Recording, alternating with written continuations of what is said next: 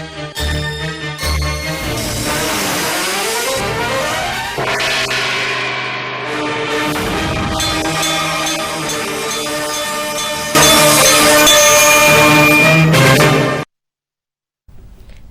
ఘంటారావానికి స్వాగతం. ముందుగా ప్రధాన అంశాలు. 94 కోట్ల వ్యయంతో అఖండ గోదావరి ప్రాజెక్ట్ కాసేపట్లో శంకుస్థాపన చేయనున్న కేంద్ర మంత్రి గజేంద్ర షెకావత్.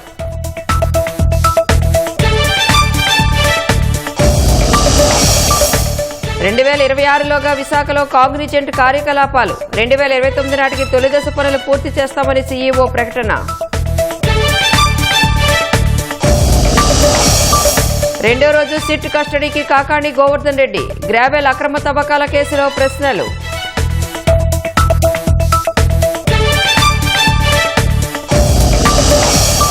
మత్తు పదార్థాల రవాణా వినియోగంపై ఈగల్ ఉక్కుపాదం.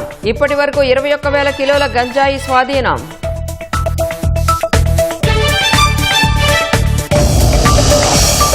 ఉత్తరాఖండ్లో అలకనంద నదిలో పడిన మినీ బస్, ఒకరు మృతి, 10 మంది గల్లంతు.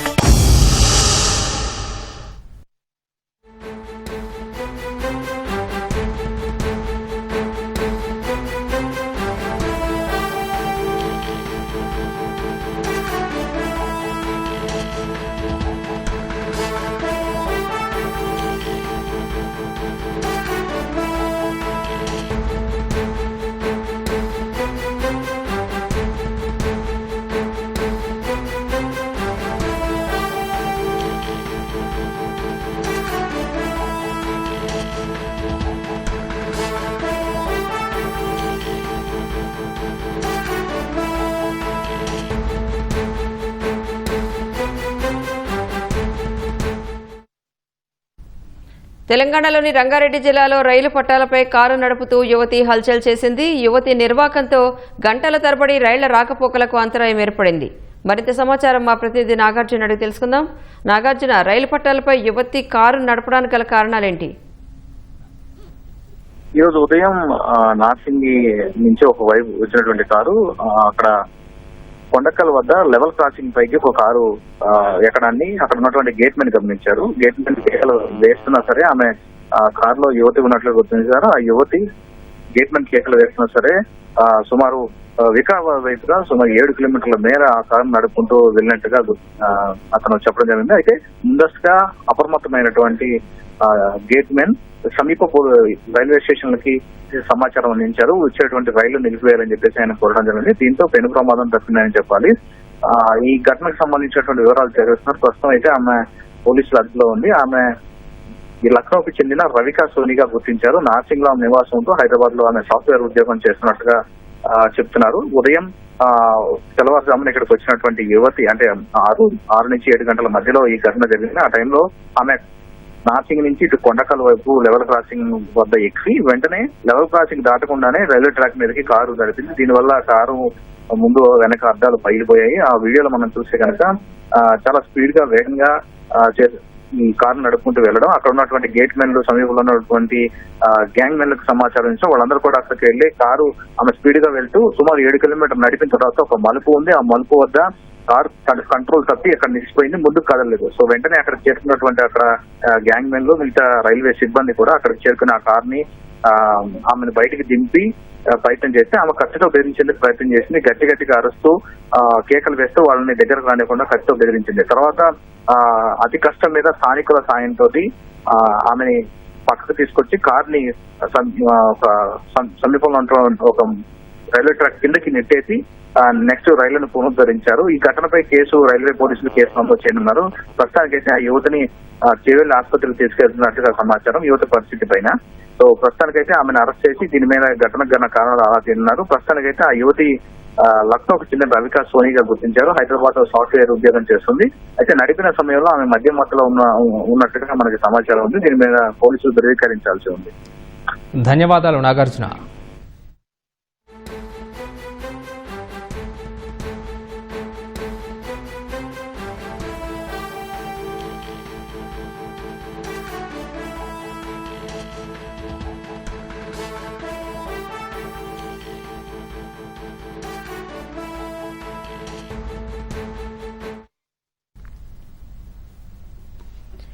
మాజీ మంత్రి కాకాణి గోవర్ధన్ రెడ్డిని సిట్ అధికారులు రెండో రోజు కస్టడీకి తీసుకున్నారు. మరింత సమాచారం మా ప్రతినిధి రాజారావు అడిగి తెలుసుకుందాం. రాజారావు, కాకాణి విచారణ ఎలా సాగుతోంది? గ్రావెల్ అక్రమ తవ్వకాల గుట్టు విప్పారా?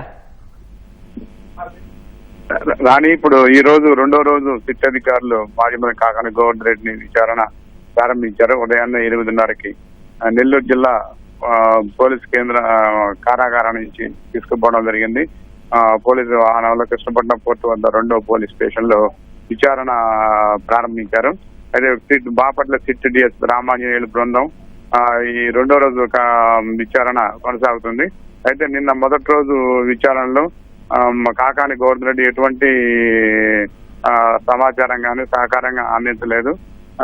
సిట్ బృందం మొత్తం 30 ప్రశ్నలు వేశారు. ఈ 30 ప్రశ్నలలో కూడా ప్రధానంగా ఈ సర్వేపల్లి గ్రావెల్ అక్రమాలకు సంబంధించి ఎలా తరలించారు, ఆర్థిక లావాదేవీలు, A1 గా ఉన్న నిరంజన్ రెడ్డికి A2 గా ఉన్న కాకాణి గోవర్ధన్ రెడ్డికి ఎలాంటి సంబంధాలు ఉన్నాయి, ఇద్దరు కలిసి వైసీపీ అధికారంలో ఉన్నప్పుడు ఎంత గ్రావెల్ తరలించారు అనే వివరాలన్నింటినీ కూడా మొదటి రోజు ప్రశ్నలు అనేది వేశారు.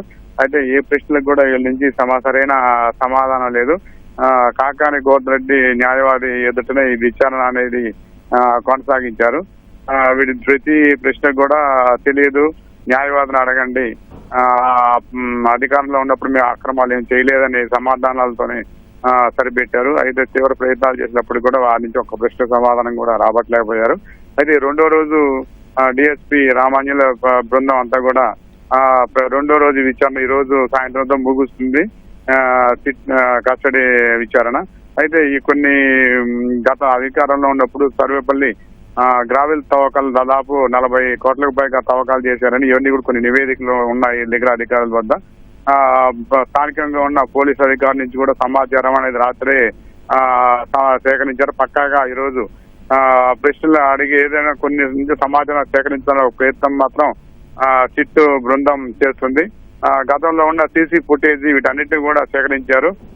అప్పట్లో ఉన్న పత్రికా వార్తా సమాచారం అన్నిటి ఆధారంగా కూడా ఈ రోజు ఎక్కువ ప్రశ్నలు వేసి, అంటే నిన్న 30 ప్రశ్నలు వేశారు.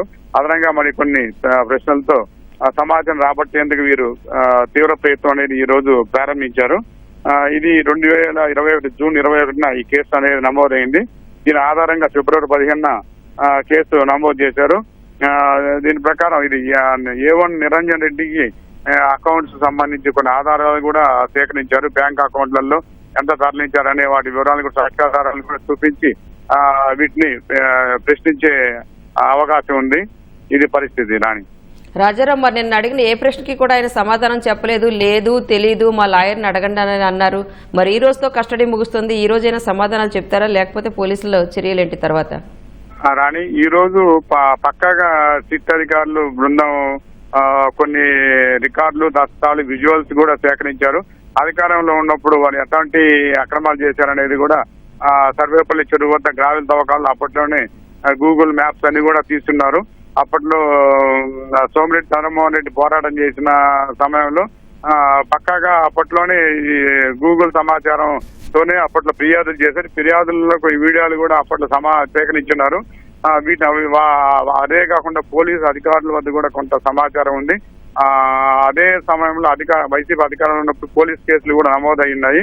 ఆ నమోదైన ఇచ్చిన ఫిర్యాదుల ప్రకారంగా కూడా ఈరోజు పక్కాగా ప్రశ్నించి గ్రావెల్ తవ్వకాలకు సంబంధించి నగదు బదిలీల మీద ప్రధానంగా సమాచారం సేకరించాలనేది దృష్టి పెట్టారు. రాణి, రైట్, ధన్యవాదాలు రాజారావు.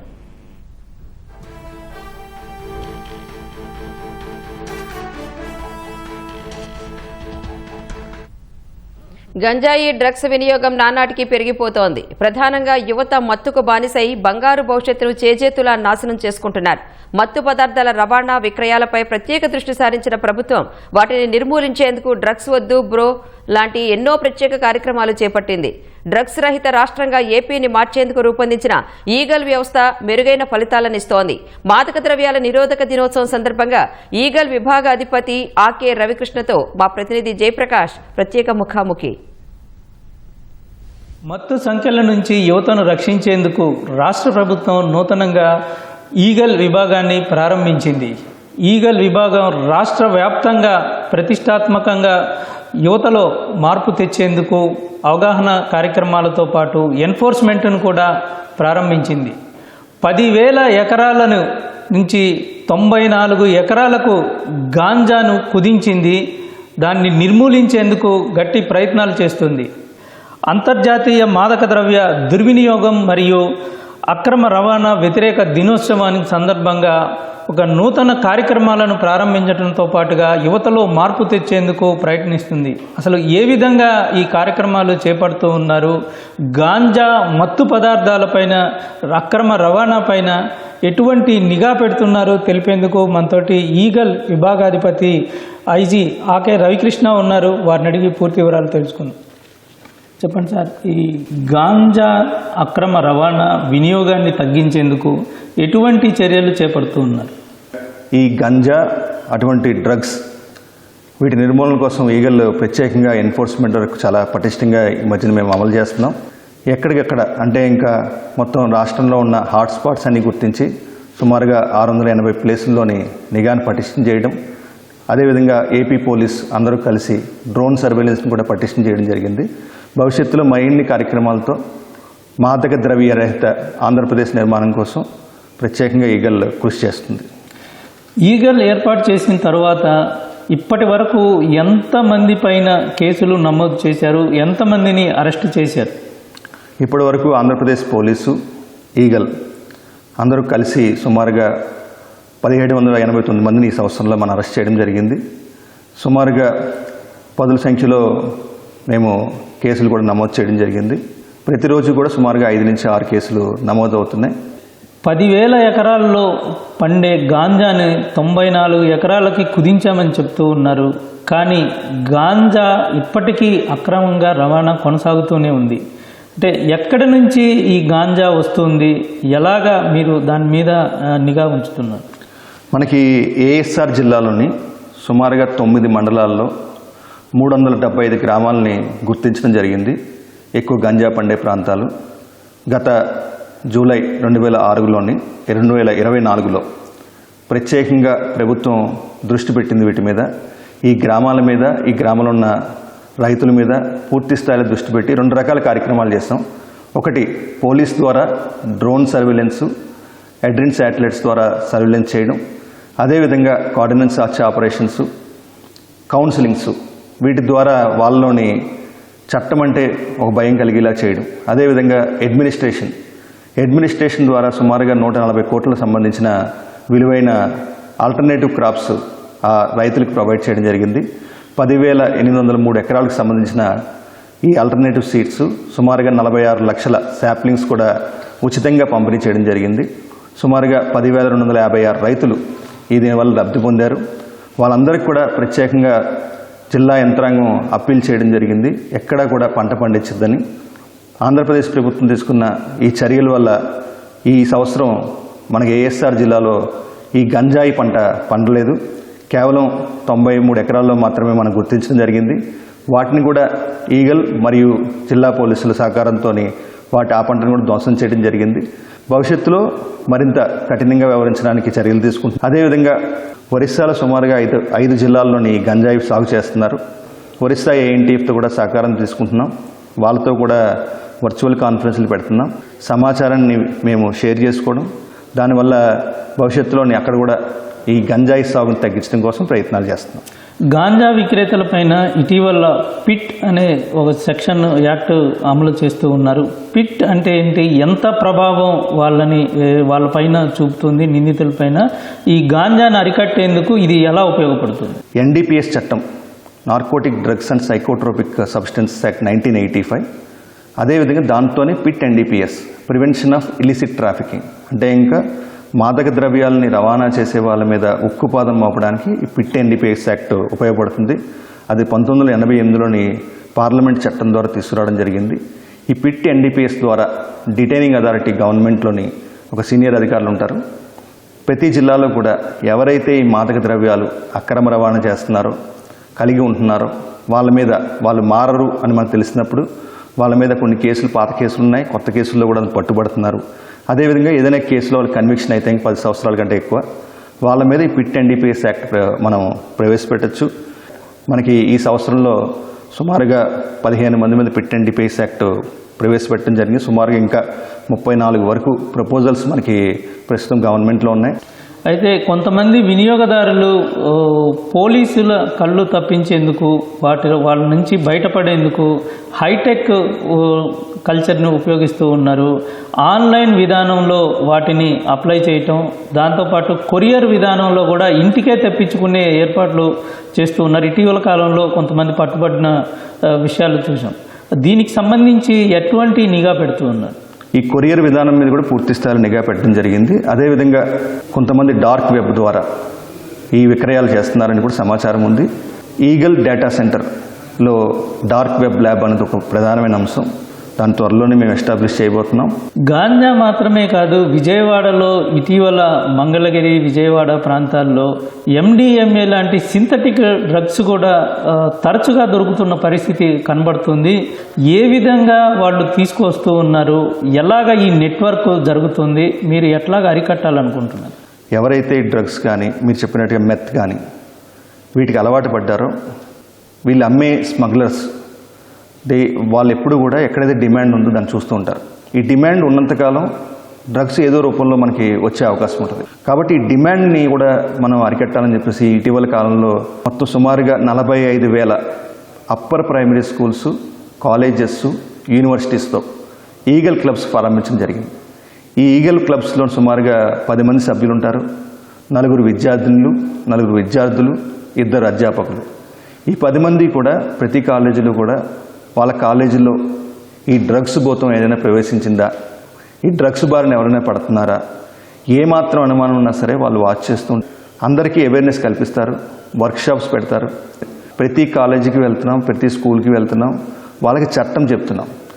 NDPS చట్టంలో 10 నుంచి 20 సంవత్సరాలు జైలు శిక్ష పడుద్ది, బెయిల్ దొరకదు, జీవితకాలం పాటు వాళ్ళ పేరు CCTNS అనే పోర్టల్, పోలీస్ సంబంధించిన పోర్టల్లో ఉంటుంది. నిదాన్, అదేవిధంగా NCB నార్కోటిక్స్ కంట్రోల్ బ్యూరోకి సంబంధించిన నిదాన్ పోర్టల్లో కూడా వాళ్ళ పేరు ఉంటుంది. వాళ్ళ జీవితకాలం పాటు పాస్పోర్ట్ రాదు, ప్రభుత్వ ఉద్యోగాలు రావు. అదేవిధంగా ప్రైవేట్ ఉద్యోగాల్లో కూడా ఈ మధ్యకాలంలోని వాళ్ళు పూర్తి స్థాయిలో చెకింగ్లు చేసుకుంటున్నారు. విద్యార్థులందరికీ చెప్తున్నాం, ఈ ఒక్క విషయంలో చాలా అప్రమత్తంగా ఉండండి. మీ ఫ్రెండ్స్ కానీ ఎవరైనా పార్టీలో చేసుకుంటాం అంటే ఆ పార్టీకి వెళ్ళొద్దు, అటువంటి స్నేహాలు చేయొద్దు. భవిష్యత్తులోని ఈ పెడ్లర్స్ వీళ్ళందరూ అనుకోవచ్చు మాకు గంజాయి ద్వారా ఆదాయం వస్తుంది, ఈ డ్రగ్స్ మెత్ కానీ కొకైన్ కానీ ఇటువంటి వాటి వల్ల ఆదాయం వస్తుంది అనుకోవచ్చు. కానీ మీ ఆస్తులన్నీ సీజ్ అవుతాయి భవిష్యత్తులోని. అయితే ఇది ఒక ఆదాయ వనరు. ఉత్తరాఖండ్లో ఘోర ప్రమాదం జరిగింది. రుద్రప్రయాగ్ జిల్లా అలకనంద నదిలో బస్సు పడింది. ఈ ఘటనలో ఒకరు మృతి చెందగా 10 మంది గల్లంతయ్యారు. 7గురిని కాపాడినట్లు సహాయ బృందాలు తెలిపాయి. బస్సు కొండపైకి వెళుతుండగా అదుపు తప్పడంతోనే ప్రమాదం జరిగినట్లు ప్రాథమికంగా నిర్ధారణకు వచ్చినట్లు పోలీసులు తెలిపారు. ప్రమాదం జరిగినప్పుడు బస్సులో 18 మంది ఉన్నట్లు చెప్పారు. సమాచారం అందిన వెంటనే విపత్తు స్పందన బృందాలతో కలిసి ఘటనా స్థలానికి చేరుకుని సహాయక చర్యలు చేపట్టినట్లు చెప్పారు. ప్రమాదంలో గాయపడిన వారిని సమీపంలోని ఆసుపత్రికి తరలించినట్లు తెలిపారు. గల్లంతైన వారికి విపత్తు స్పందన బృందాలు సహాయక చర్యలు కొనసాగిస్తున్నట్లు పోలీసులు వెల్లడించారు. విశాఖలో భారీగా పెట్టుబడుల విస్తరణకు శ్రీకారం చుడుతున్నట్లు దిగ్గజ ఐటీ సంస్థ కాగ్నిజెంట్ ప్రకటించింది. కాపులుప్పాడ ఐటీ హిల్స్లో 22 ఎకరాల్లో AI డిజిటల్ ట్రాన్స్ఫర్మేషన్ క్యాంపస్ ఏర్పాటు చేస్తున్నట్లు కాగ్నిజెంట్ పోస్ట్ చేసింది. దీని ద్వారా 8,000 మందికి ఉద్యోగాలు లభిస్తాయని వెల్లడించింది. 2026లోగా కార్యకలాపాలు ప్రారంభించి 2029 నాటికి తొలిదశ పనులు పూర్తి చేస్తామని కాగ్నిజెంట్ స్పష్టం చేసింది. కాగ్నిజెంట్ విస్తరణకు పూర్తి సహకారం అందించిన ముఖ్యమంత్రి చంద్రబాబు, మంత్రి నారా లోకేష్ కు కాగ్నిజెంట్ CEO రవికుమార్ కృతజ్ఞతలు తెలిపారు.